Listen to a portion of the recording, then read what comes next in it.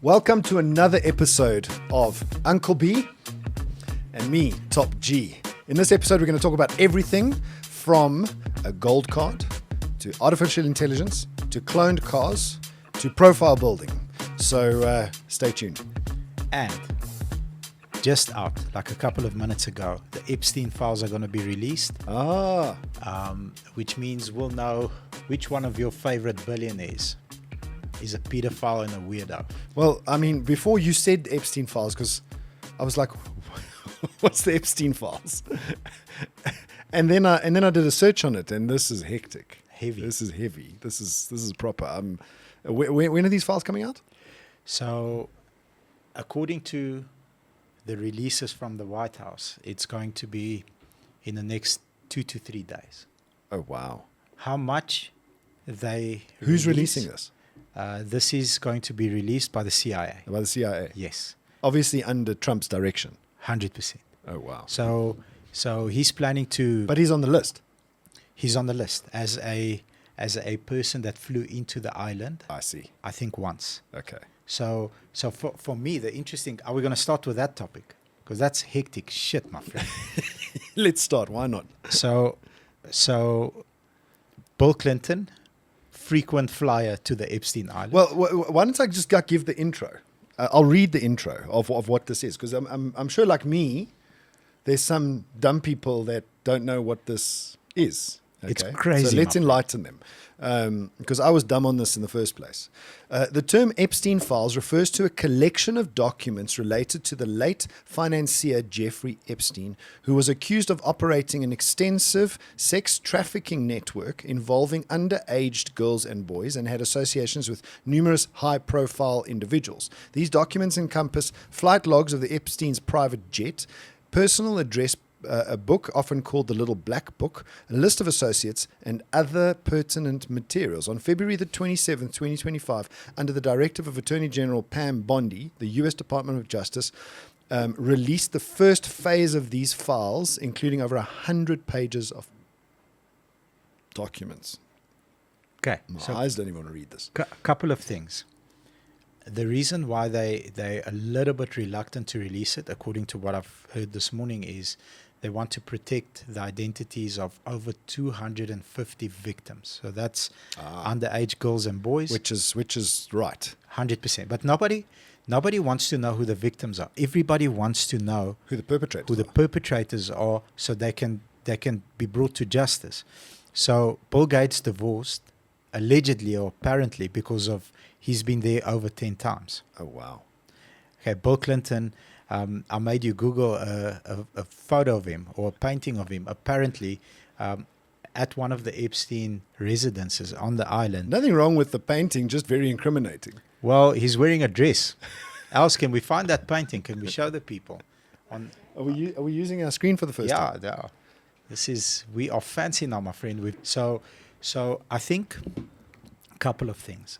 I love watching gangster movies and trying to understand leverage and how the underworld works and what the real elites use against each other and for each other. So here's the problem that everybody on the list has.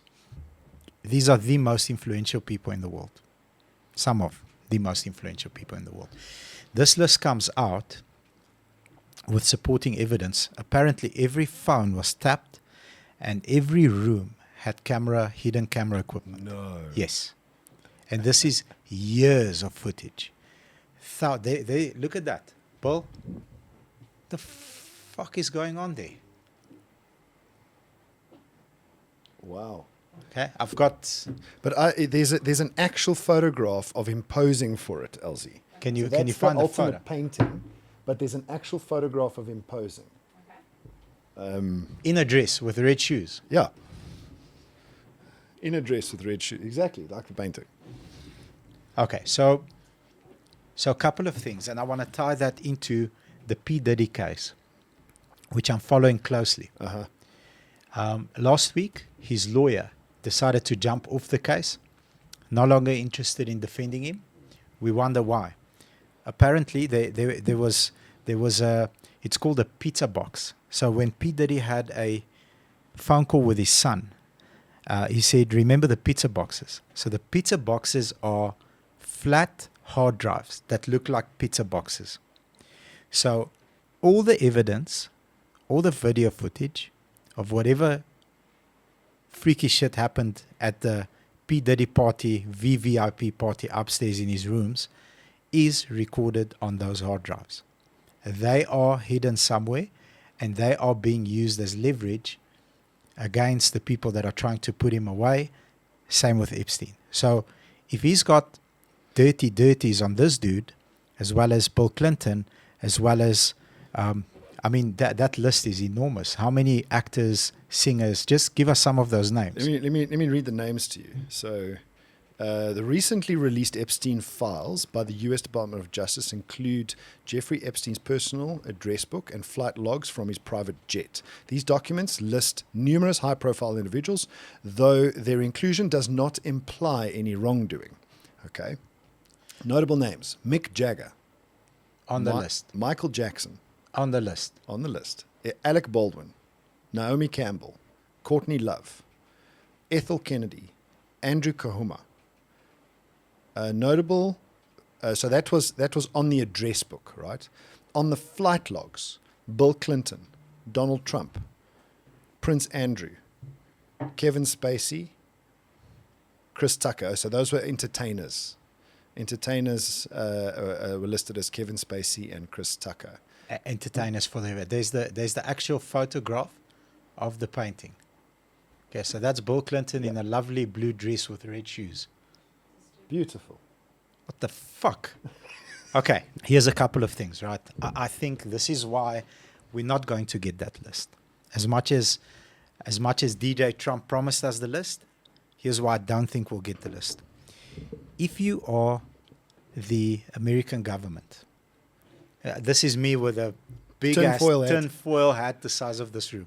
If you are the American government and you have leverage over, I'm just going to thumbsuck that, over Poland or whatever other country, if you have leverage over a senior person there and that gets released, you lose your leverage. Yeah. Well, so there's a leadership and business principle that I believe in. And it goes like this. Power used is power lost. Power used is power, exactly. Power used is power lost. So if you are a powerful individual, be very, very frugal in using your power. Because power used is power lost. Power lost. The moment you use your leverage, you've lost. And I think releasing a name like Alec Baldwin or Chris Tucker. This is an entertainer. It's going to be embarrassing. His family is going to obviously see the stuff. This is really bad. It will crack his ego, and he'll never be able to walk into a room as respected as he or she was prior to this.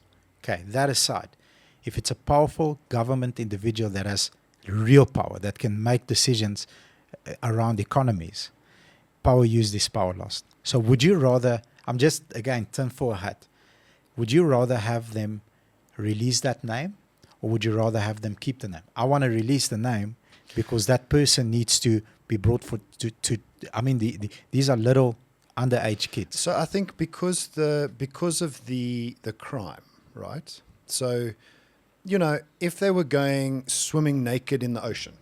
Yeah. Do your thing, bro. Do your thing. Like, you know what? You're an adult. Do your thing.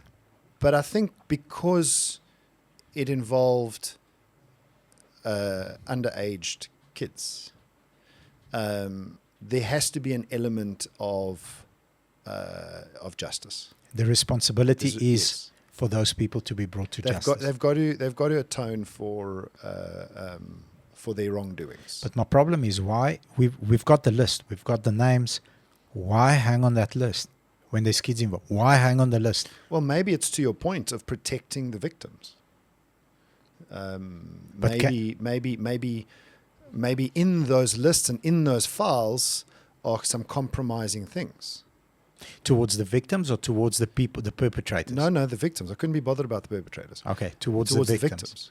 So can we position this file and exclude the victims, but bring in terms of making them public, because you want to keep that private. I mean, we're totally speculating tinfoil hat shit now. But what if in those files there's the compromising of the victims? Maybe that's the reason it is such a stop-go situation and being released in stages. Because can you release part of a file? Well, then what are you hiding? But then I suppose the government should come out and say, listen here, we're releasing only the parts that don't compromise the victims. The victims, yes. But how do you do that? Because let's say, for example, my name is on there, okay?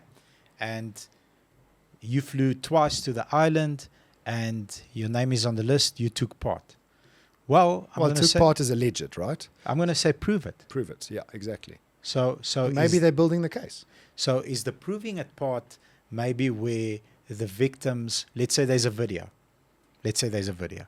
Is the proving part where the victim will be exposed due to the video? Maybe. Is that maybe what they're scared Could of? be. Man, this is complex. I think I think likely everything to do with this is protecting the victims. Because if you so answer this question. I don't know the answer to this question, but if exposing the perpetrator exposed the victim, would you expose the perpetrator? See, I think the beauty here is, I think you can still expose the perpetrator and protect the victim. But maybe that's the conundrum here, is how to do that. Got you. They've had it for how many years? Well, I mean, obviously it's been Trump's many now in years. power, so he's trying to create this sense of transparency around the American administration. And He promised that the files will be released. So if he goes back on the promise, then well, he's a person so far, promise made, promise kept, right? yeah, very interesting. And best case scenario for me, but I think the world will catch fire, is to release the whole thing, protect the victims, release all the names, and make it public. Might be easier said than done. Might be easier said than done. And not, this person flew in once as an entertainer. I had a gig where they paid me X amount of money to do a staged show for 2 hours, and I flew out. Who went there 5, 10, 20, 30 times? Give us those records. That's what I want to see. Sure. Crazy. Well, now you've put another thing on my list to keep watching. Okay. Before we started the show, you spoke about the gold card. Oh. So DJ Trump said you can buy citizenship in America. It's $5 million. Els, how much is $5 million? 90 million rand. Yeah, 90 Call it. million rand, yeah. Give or take. Yeah. 90 million rand, and then you are a US citizen.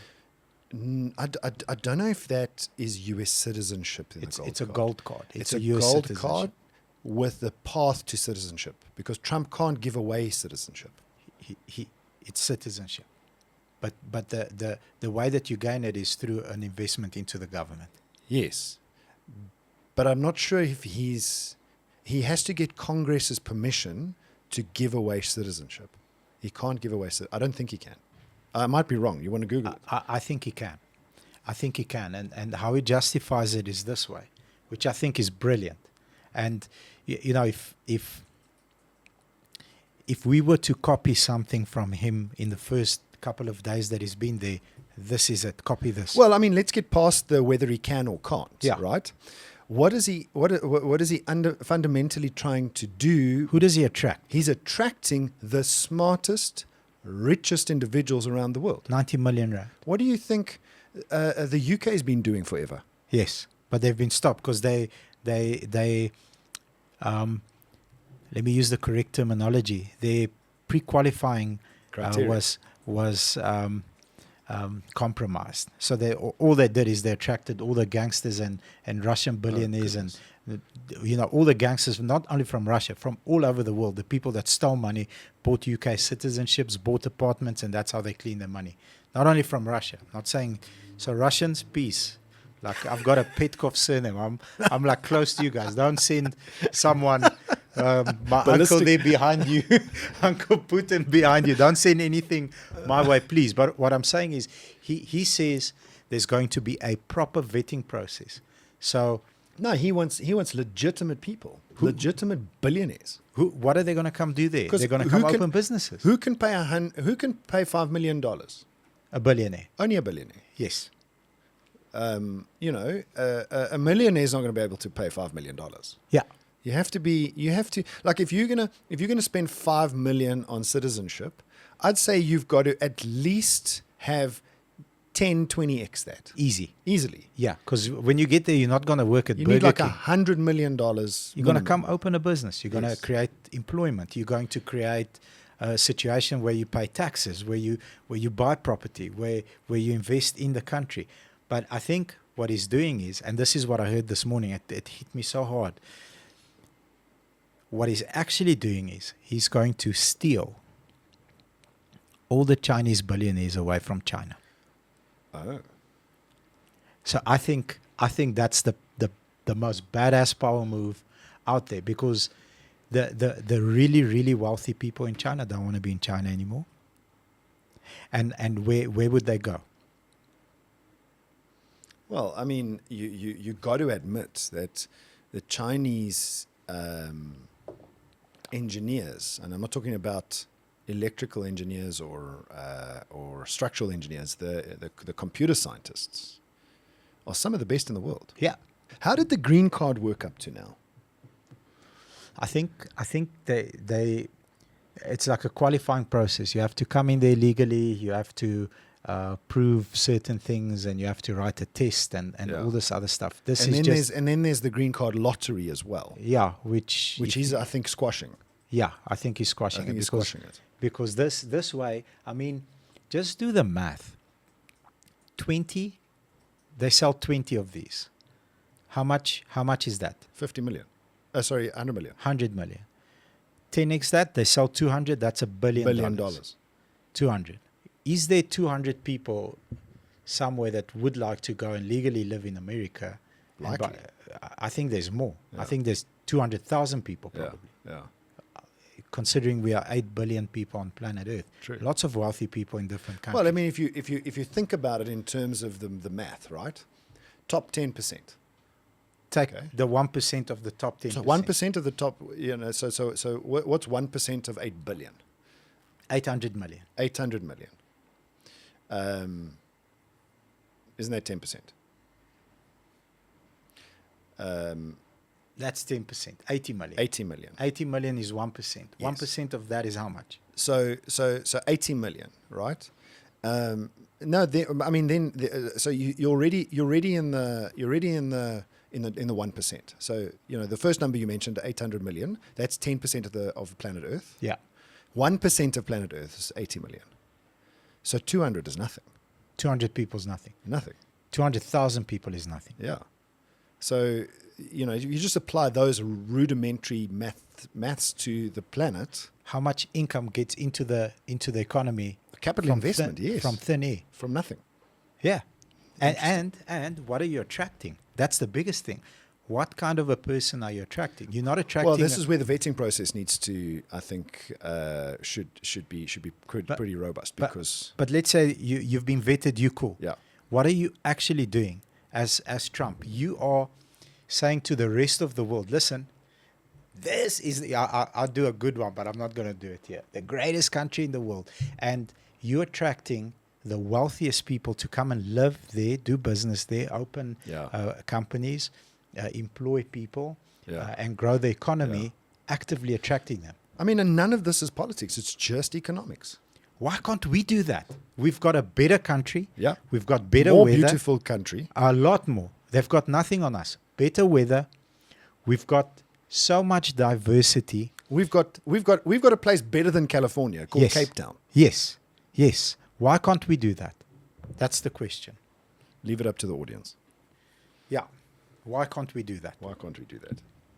You mentioned something else called profile building. So the way you've helped me understand profile building is that people unscrupulous individuals will try and lure you into a fake business transaction using a motor vehicle. Yeah. So explain how that works. So this used to hit my desk once in 3-4 months. I would hear about a case. And I'll be like, yeah, someone took a chance. They got it right. It's an isolated incident. It's 1 in 1,000. I promise you now, this week, today's Friday, the 28th, more than 10 cases, where 8 of those cases was profile building, where people tried to buy cars from us using profile building. So, and I'll always blow the horn of our F&I team. They didn't win Mega Division F&I of the year twice by accident. It's very intentional. They are very good at this and good at spotting it. What essentially happens is the following. You have a syndicate operating this way. The syndicate looks for someone with a sort of like a no score. So someone that hasn't had a lot of It's not bad, activity. but not good. Yeah, someone young. Yeah. 22 years old, doing your thing. You haven't Gullible. had debt. You haven't had car debt. But you a little bit squeezed financially. So they'll put their feelers out there. Say, this is a perfect candidate. So let's take, we used Elsie as an example earlier. So Els, we're going to build your profile, and what the syndicate typically offers is, and this is the beauty now. So Elsie, what we do is we this is how I would recruit you if I were to recruit you as a syndicate head. What we do is we buy these luxury vehicles, we rent them out, and you get a percentage of the proceeds. So the luxury vehicle will be, and this is where the big crime comes in. I'll get to that now. The luxury vehicle will be, in this specific case, where one of the most prestigious groups, dealer groups out there, their head found me this morning with another case where they were successful, and now there's big poofies. So I asked my advice, how would you handle it? So approached Elsie. Because if you help the bank finance that vehicle, you're complicit. Yeah. So here's as a dealer. It's a complex thing, not that complex.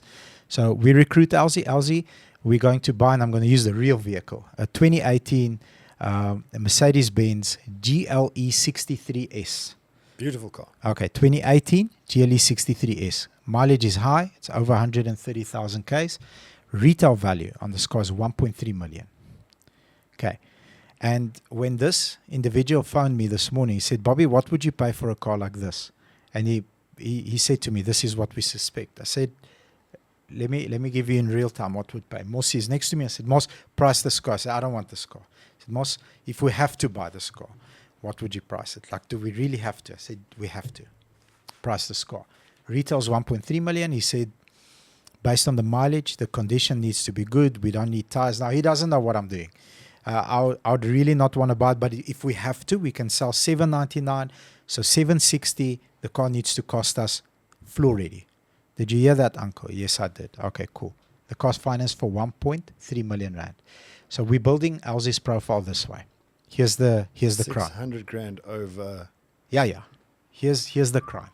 So Els, we will pay you a salary in your account every month for 3 months, which is what the bank wants to see, consistent income that we can prove. So they create a payslip, they pay over your tax for 3 months. Not into your bank account, into a bank account in your name, not controlled by you. Not controlled by you. That's the key. So you don't have a card. They've got the card, and they use the card as if you use the card. They buy KFC, they buy liquor, they go to the movies, they buy Woolies. Die of a heart attack. Checkers 6060, whatever. Right, yeah. Twice. Checkers 60, everything looks legit. The profile is there. Right. Month 3, when the payslip comes in, we identify the car. This is where the dealerships are working in cahoots with this syndicate. They'll go and look at a car like that. It's the perfect car to commit this crime. The car's worth 760. Let's say 800,000. Somebody that's more brave, and they'll say, I'll sell this for 850. The car's not worth a cent more than 800,000. Then they'll sell this car to LZ for 1.3 million rand. Okay, there's already a 500,000 rand profit being made. Okay, but that's a dodgy dealer, right? Well, if you knew who the dealer is, he's not, he doesn't present himself as dodgy. But he's in the syndicate. Yes. Okay, but this is also happening to legitimate dealers, where the consumer comes to apply. So I'll tell you both sides. This specific case, we unpack. Dealers involved. Dealers involved. And here's how the dealer's involved. The dealer says to the syndicate, perfect, what car we're going to use. They found this specific car in Cape Town. They bought the car for whatever amount because that dealer can't finance it because he's a non-bank dealer sitting with a 800,000 rand plus car. They finance the vehicle for 1.3. The bank pays out 1.3 because Elsie can afford the car. She's got the payslip to prove it. And Elsie is excited because now this is an income stream. 30,000 rand installment, she gets 20%. I get 6 grand a month for being involved in this beautiful rental business because we're renting luxury cars. She's at the dealer taking delivery, smiling, handshake, photo, car's gone. Right. Here's what happens. 45 days later, the bank knocks on her door, says your debit order bounced. Well, they haven't paid the money. The rental company hasn't paid the money. What rental company? Well, the company that helped me buy the vehicle because we're renting it every month and I'm getting 20%. No, the contract said you're buying the car in your personal Does the individual ever see a cent of this money? No. Not even 1 month's rental? Nothing. Wow. And remember, for 45 days, that car is legally bought. So if they want to exit the country, they can. If they want to, whatever they want to do with the car, and they've got the physical car, maybe there's no tracker. And here's what normally happens with possession is 9/10 of the law, right? 100%.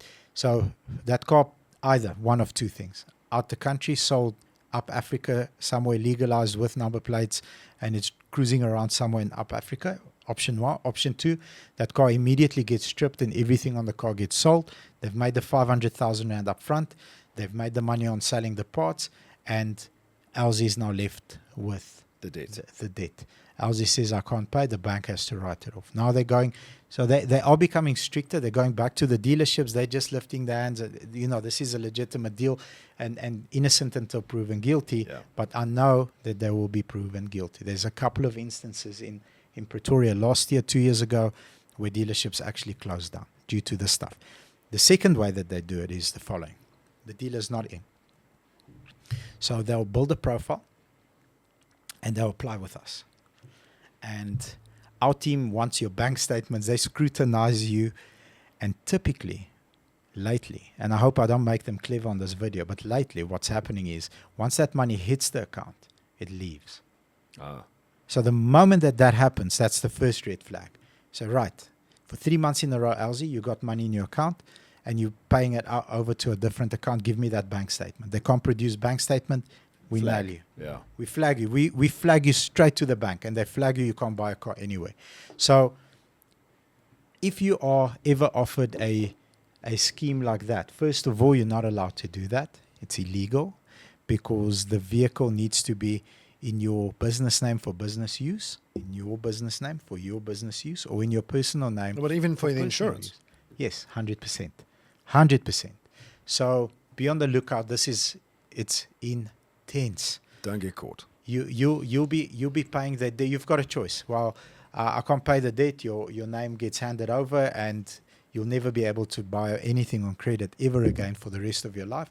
Or you'll have to pay that monthly installment and not have an asset. Ugly stuff. Wow. That's incredible. And this is kind of different from cloned cars, right? Yes. So cloned cars is something that dealerships suffer from. Yes. More than consumers suffer from. What we're talking about in profile building, the consumer gets nailed. Yeah. Whereas with a cloned car, the dealer gets nailed. And the consumer, if the vehicle is bought cash and the dealer... Well, if the dealer on-sells that vehicle, right? So they normally always sell it because the fact that it's a cloned vehicle comes out later. Yeah, it comes out later, but the vehicle still gets financed. Yes. The authorities come and collect the vehicle. They Yes. impound it, right? The consumer's still liable for the debt. The dealer gets in trouble from the bank for selling a still Correct. cloned The vehicle. dealer has to settle. Yes. If the vehicle is sold cash to the consumer and the vehicle gets collected from the consumer and the dealership is not a dealership that values their integrity and their reputation, then the consumer loses. Because then the consumer needs to prove in the court of law that the vehicle was cloned. How do you do that? Well, police took it, and I've got an invoice where I bought the car. Okay, cool. We have to go and present that at court. The wheels of the courts in South Africa and the rest of the world turn very slowly. So this is, you're talking about a minimum 6 months down the road date I would in say the court. For the 3 first years, appearance. For yeah. the first appearance. Then the dealership says, right, we do agree. He did buy the vehicle. This is our invoice. This is where we bought it. So now you got to go back. Extension. Now he has to prove beyond reasonable doubt That he didn't know. that he didn't know. And eventually 3 years later, and it ends up, and we've had this 14 times, it ends up in the High Court. So here's the fuck around. In High Court, Joburg, we prove an acting advocate guilty. What does he do? He appeals in Bloem. But the appeals court is in Bloem. He appeals in Bloem. Now we have to wait another 11 months or 12 months. And we're going to have to go to High Court in Bloem. And for those of you, I hope you never go through this. You cannot go and represent yourself at a High Court with a lawyer. No, you can't. You have to have an advocate. You have to have an advocate. Yeah. We're one of the only countries in the world, I think, So where you can't represent yourself. yes. So you have to pay the lawyer. The lawyer then has to pay the advocate. And the advocates are, I don't know what the minimum rates are, but they're not cheap. Thousands of rands an hour. 20, 30, 40, 50, 60,000 rand per appearance. And then the case gets thrown out and it gets kicked down another 12 months. It's very frustrating. It will drain your wallet. It's very So bad. you're putting on a masterclass on this topic, right? Yes. Very passionate about this. And you've done 2 of them already. Yes. You've done 2. This is number 3, Yes. right? So if there are any dealers listening out there, I've been to both these masterclasses. Maybe Bobby will invite me to the 3rd one. Yes. Yes, sir. Already invited. This one's slightly different, though. Okay. So the initial 2 were on sales, on marketing, on strategic placement of content. This is purely How to avoid this problem. how to avoid this problem. Nice. And not open to the public. It's open to the dealers. We'll have an in-house event, and then we'll have it recorded live while I'm presenting to the people in-house. It's 19,900 rand for the in-person. Then you'll spend the rest of the day with me walking you through the depot, how our process works, a little bit of lifting my skirt up on how to update your recon process. If you have comebacks and if you have unhappy customers, how we deal with them. And then I think it's 12,900 rand for just the live.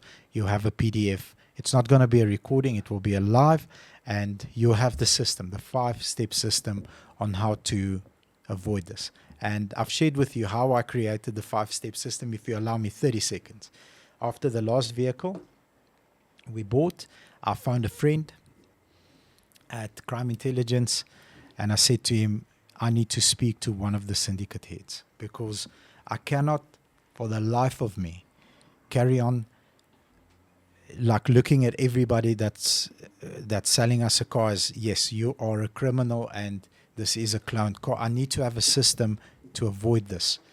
And he was very kind at that stage, kind enough to allow me the opportunity to have a 3-hour sit down with the syndicate head that runs that industry in Gauteng.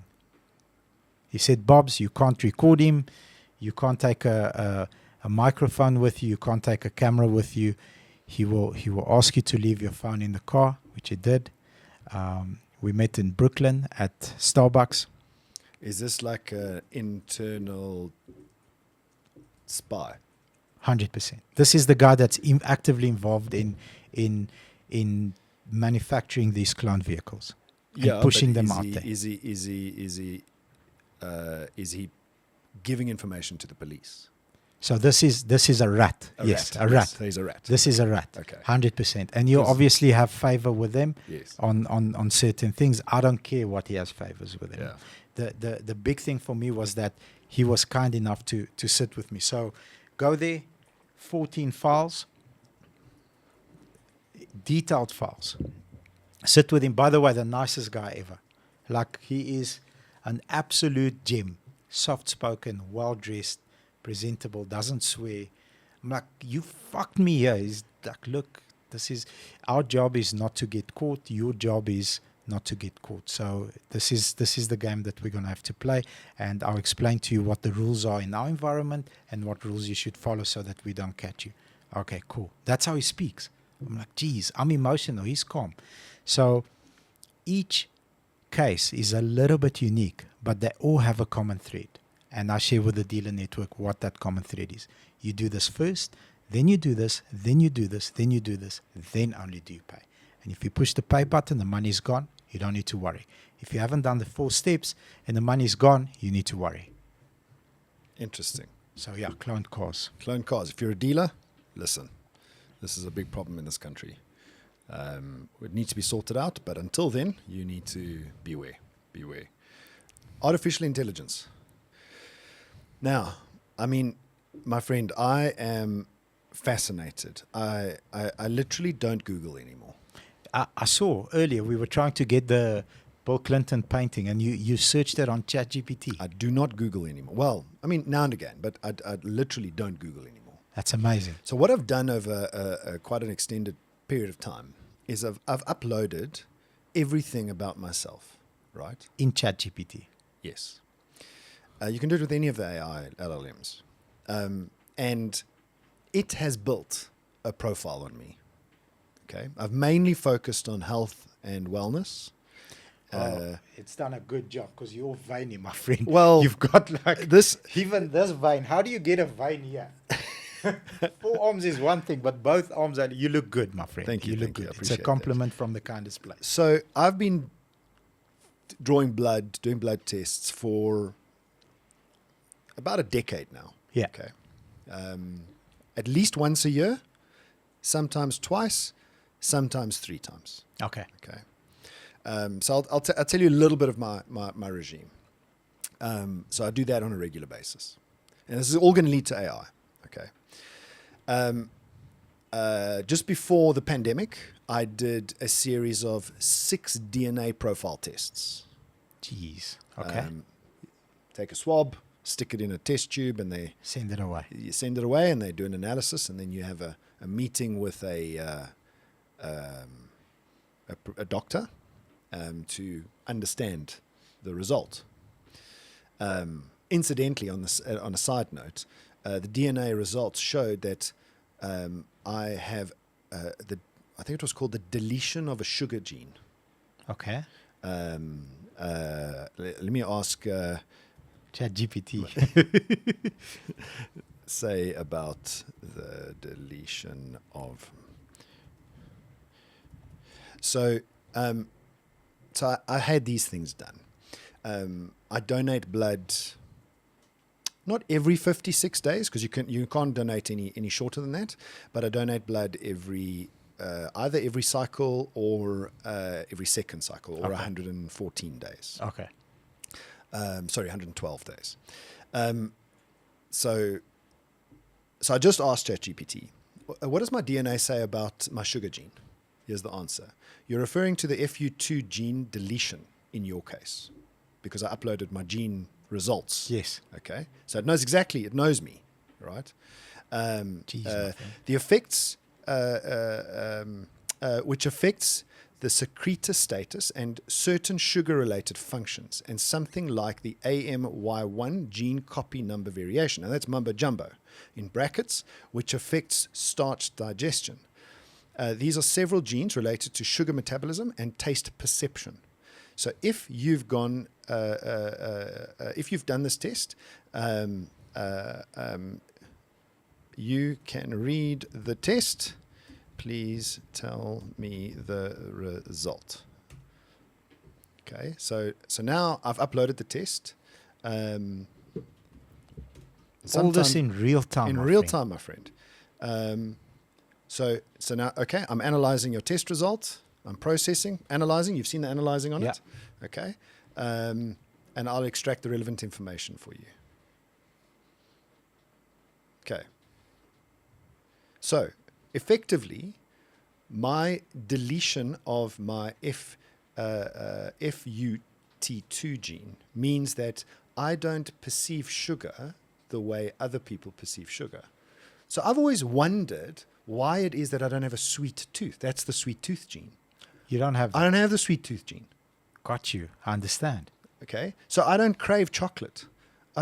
So my ability to be on the carnivore diet is easier than the average. Because you don't have a gene. I don't have the sugar gene's deleted. Jeez. Okay. And so I uploaded all of this, the results, my blood tests. I had a cardiogram CT scan 2 years back, uploaded that. And I said to it, I said, please tell me what this says in English. Because you know how doctors talk. They talk the fucking way they write. In English. In yes. English. Well, I said in layman's terms, but what I meant was in English. And it gave me bulleted in English what that report meant. And at the end, it gave me a summary to say, you are not at heart disease risk for the next 10 years at least. Carry on doing what you're doing. Beautiful. Amazing. And so, long story short, over a long period of time. So the other day, I decided to say to it, okay, give me, out of everything I've fed you, because it puts it in memory, out of everything I've fed you, tell me who I am. Top G. That was the answer. So here's what it thinks I am.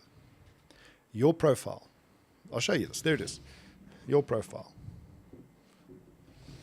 Bullet point detail. Bullet point detail. And you can read some of that stuff for yourself. I don't want to necessarily make all of it public, but you can anything you think is benign, you can read out. So I like this. High mental resilience.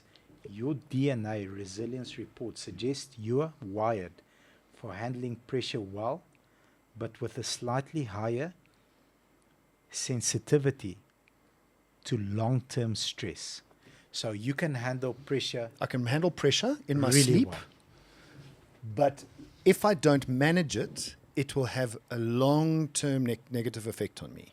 Okay? So I can handle high stress for a short burst, but not consistently over time. So if you read later in the profile and unpacking, it says to me, so the ice baths, your nutrition, going to gym 5 to 6 times a week is going to protect you for that long-term stress. You can have short bursts of stress for long periods of time. But also it will teach you how to think. So I don't have a problem having a big problem as long as once that problem is solved, I don't need to think about it anymore. I can face the next thing. Yes. Got you. That's very cool. So it had 6 main categories. The 6 main categories were your core personality and mindset, your business and leadership style, your health and performance optimization, your financial and investment strategy, and your personal life and relationships, optimization for future focus, and then a final summary. Amazing, my friend. So it is unbelievable. So I didn't know that until recently, but you can upload a screenshot into ChatGPT. Mm-hmm. And it will read it. It will read it and it will make suggestions. So, and it will commit it to memory. Yes. So if you come back 3 months later, it will consider the stuff you've put in here, unless you ask it. So I've asked it to delete stuff. Okay. It's like, uploaded this. I'm giving some advice to a friend. Delete it after we've discussed it. And then it deletes it from memory. Got you. So, for example, a screenshot of a marketing campaign. Boom. What do you think? Well, this was a marketing campaign that you did on this platform, and this is the amount of money that you spent. This is the actual reach, and it details. So how can I improve this? Try doing this and this in the first 3 seconds, because based on data that I've gathered, that's the most important time in a video. And that's how I've started like capturing attention, and because it's an attention economy. Yes. If I have you in the first 3 seconds, the chances are really good I'll have you for 30 seconds. And on social media, 30 seconds is a lifetime. Yes. If I can keep you for 30 seconds, I'm light years ahead of most creators. Yeah. Yeah. For 30 seconds. So then you kind of fast forward. How do you apply this? I mean, I've given you some kind of idea of applications in your own life, and I'm using it more and more and more. How do you apply this in your business? Like, what are the main buckets that one should consider if you're an entrepreneur, if you have your own business, or even in AutoTrader? I can give you some hints of the future path. Yes. But essentially, these large language models, there are only a few of them in the world. Yeah. Gemini, OpenAI, DeepSeek. DeepSeek is free. It's Chinese. It's absolutely free. You don't have to pay for it. ChatGPT you have to pay for. Grok. There's 4, 5, or 6 of them around That are good. that are the biggest in the world. Yeah. Okay. To train these things costs tens of millions of dollars, right? So, in my opinion, and I think this is true, if some company comes to you and says to you, "Oh, we're an AI company," no, you're not. You're not an AI. These guys are AI companies. Yes. Okay. Yes. You're not an AI. You're a prompt engineering piece of software. Yes. That's what you are. Yes. You're not an AI. You're not an AI company. Okay. And I learned this in America when I was there in ADA. It's important because there's a huge difference. There's a massive difference. And some companies are positioning themselves as an AI company. They're not a fucking AI company. Come on. Okay. They don't have the money or the budget in this country to do that. To execute to a good enough level. Exactly. So anyway, so what they are is, and I'm not knocking these companies because they perform a very, very important function. And that is the function that I perform when I'm sitting in front of an interface like ChatGPT. And there's a real job coming in the market for this. It's called a prompt engineer. Yeah. So go and Google or ChatGPT a prompt engineer. What the function is. Let's do that. What is a prompt engineer? What is a prompt engineer? A prompt engineer is someone who specializes in crafting and optimizing prompts to get the most accurate, useful, and creative responses from AI models like ChatGPT, Midjourney, or Claude. They understand how different models process language and fine-tune their inputs to maximize the effectiveness of the AI outputs generated. Key responsibilities of a prompt engineer: optimizing prompts, understanding AI behavior, fine-tuning, blah, blah, blah, blah, blah. Okay? That's a prompt engineer. Now, what these software companies are is the automation of the prompt engineer. That's what these AI companies are. Now, in and of themselves, that's great, and it's a good business, and if you can do it, do it. Hard to do. Hard to do. I've come across one in America who automates the HR hiring process. Hardest part of the business. It's a piece of software that acts as a prompt engineer and then automates some of the hiring process, but it's a layer on top of OpenAI, effectively, if you want to think about it like that. Okay. So the first thing is, unless it's OpenAI, Gemini, Grok, one of those, it's not a large language model. It's a prompt engineering piece of software. But if you can get that right in your own business, you can extract or remove a hell of a lot of cost internally. Because I think for me, that's the first place to start, is internal. How do you automate processes inside your business so that you don't need a human to do it? Just go and do a test. Ask one of the large language models like ChatGPT to produce. So do this. Take take all of your company's documents in terms of a leave form, a sick form, a certain policy or thing that you've written to your staff, upload all of that into ChatGPT, and then say to it, please produce a company employment manual for me. Within 5 minutes, you have an entire company manual. Wow. 5 minutes. No secretary can do that. No, definitely not. There you go. Secretary jobs now a thing of the past. 100%. PA jobs will be a thing of the past at some point. Yeah, because sooner rather than later, that model will have a prompt engineering company that comes along and says, okay, we have the filter between you and the large language model so that you can speak to it and it will make calls and book stuff. Yes. So I want a meeting with Top G. I want to schedule it for Friday. Go. Okay, so I met with a dealer in America when I was there. They have an employee called Bob. Bob's your uncle. They have an employee called Bob. Bob is an AI model built on top of OpenAI. Wow. Bob's job is to get you into the dealership. Okay? But Bob is not a human. And so this dealership says to me, they have had countless times where a car buying customer walks into the dealership and says, we've been speaking to Bob, can we please see him? Jeez, so And they then don't even they realize. don't even know that Bob is AI. Because Bob's job is to answer all their questions. They feed all of their information to the AI about all the cars all the time.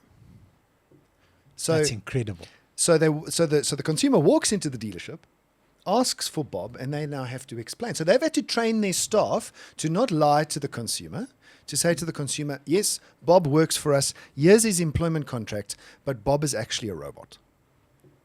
Boom. Boom. That's incredible, my friend. But they don't find that out until they get to the dealership. And Bob also doesn't make as if he's human. He doesn't make as if he's. No, he doesn't make as if he doesn't tell you that he's AI. Yeah. Bob's job is to get you to the dealership. Bob's job's to get you to the dealership. My friend, that's incredible. That's all Bob's job is. Something happened yesterday, and